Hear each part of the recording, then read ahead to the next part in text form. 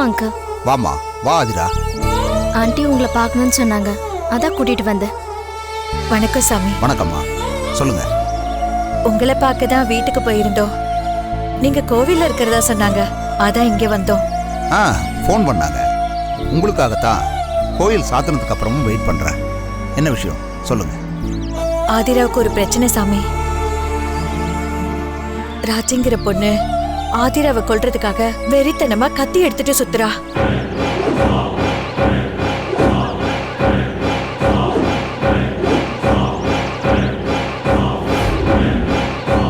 நீலவேணி அக்கா தான் ஆதிராவுக்கு பிரச்சனை இருக்கு, வீட்டை விட்டு வெளியில விடாம பாத்துக்கோன்னு சொன்னாங்க. உங்களை வந்து பார்த்தா ஆதிரா இதுல இருந்து தப்பிக்க நீங்க வழி சொல்லுவீங்கன்னு நீலவேணி அக்கா தான் சொன்னாங்க, அதான் உங்களை பார்க்க வந்தோம்.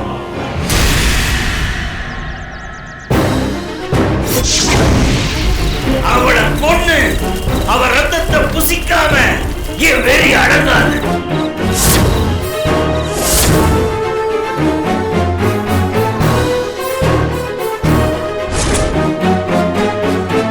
நீலவேணி சொன்னது உண்மைதாம்மா.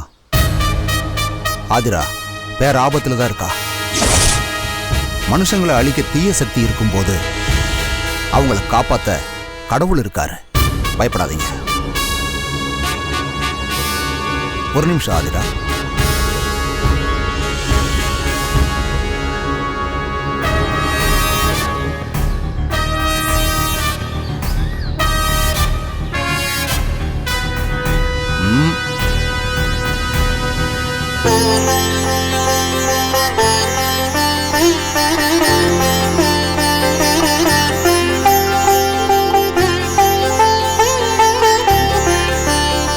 கழுத்துல போட்டுக்கம்மா.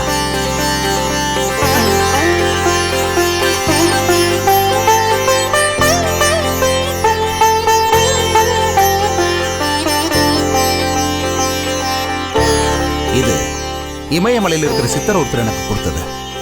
இதை யாரு கழுத்துல போட்டுக்கிறாங்களோ அவங்கள ஆவி, பேயி, பிசாசு, பில்லி, சூனியம் எந்த துர்சக்தியும் அண்டாது. உன்னை எந்த தீய சக்தியாலையும் ஒன்னும் பண்ண முடியாது. ஆனா ஒண்ணு, இதை எக்காரணத்தை கொண்டும் கழட்டக்கூடாது. எப்பவும் கழுத்துல போட்டுக்கிட்டே இருக்கணும்.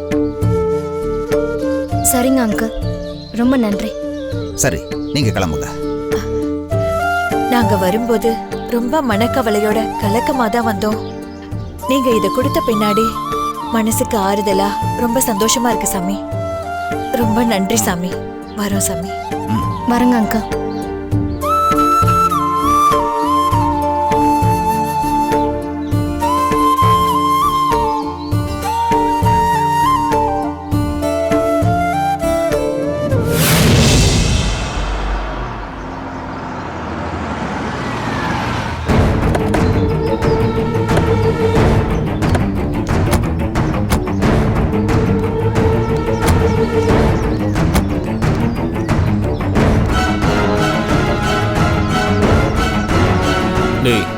இந்த வீடு தானா? யா, இந்த வீடுன்னு தான் சொன்னாங்க. கண்மணி இங்க தான் இருப்பான். வாங்கடா. கண்மணி, கண்மணி,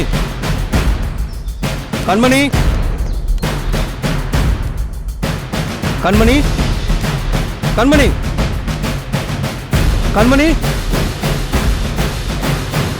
கண்மணி.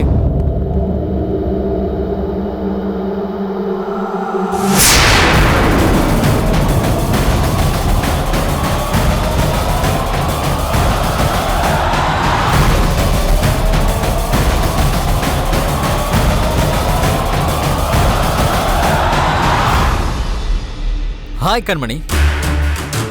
கண்மணி, எப்படி இருக்க? உன்னை பார்த்து ரொம்ப நாள் ஆச்சு. நல்லா இருக்கியா? வைமா, ஏன் இப்படி ஷாக் ஆகி நிக்கிற? Talk something. இங்க எதுக்குடா வந்தீங்க? ஓ மை காட், எங்களை நீ ரொம்ப இன்சல்ட் பண்ற. இதுக்கு நீ பேசாம இருந்திருக்கலாம்.